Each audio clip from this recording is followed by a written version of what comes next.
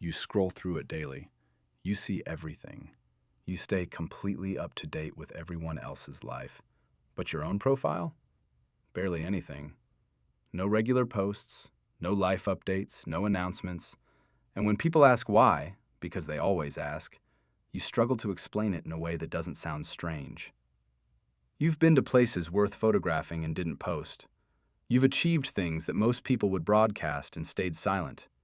Not out of false modesty, not because you didn't care, but because something about making your life into content felt fundamentally wrong. Like it would change the experience by turning it into a performance. Psychologists have found that people who deliberately avoid posting on social media typically score significantly higher in a trait called private self-consciousness, a deep, continuous awareness of your own internal experience. They live inward, they process deeply, and they instinctively resist the idea of reducing complex personal experiences into a version optimized for public consumption and external validation. But here's what most people misunderstand about them. Not posting isn't avoidance, it's a deliberate boundary. People who don't share publicly tend to be deeply intentional about where their attention goes. They noticed, often quite early, that the moment you post something, the experience itself begins competing with the response to it. The likes, the comments, the validation loop.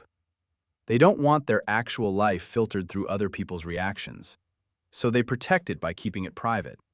And here's the part that most people completely misread. Research in self-disclosure psychology shows that people who share less online often have richer, more genuinely satisfying offline relationships.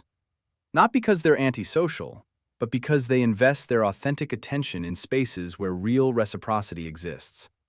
They're not disconnected, they're selectively connected. And because they're not broadcasting their life publicly, they're far less exposed to the comparison loop that quietly erodes most people's sense of self.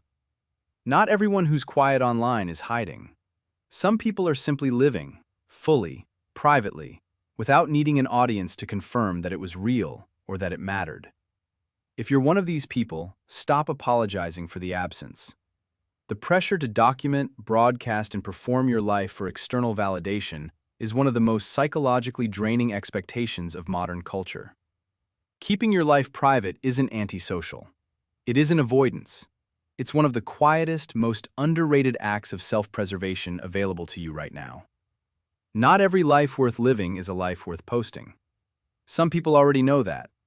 If this described you, follow for more insights into the psychology of people who quietly see the world differently.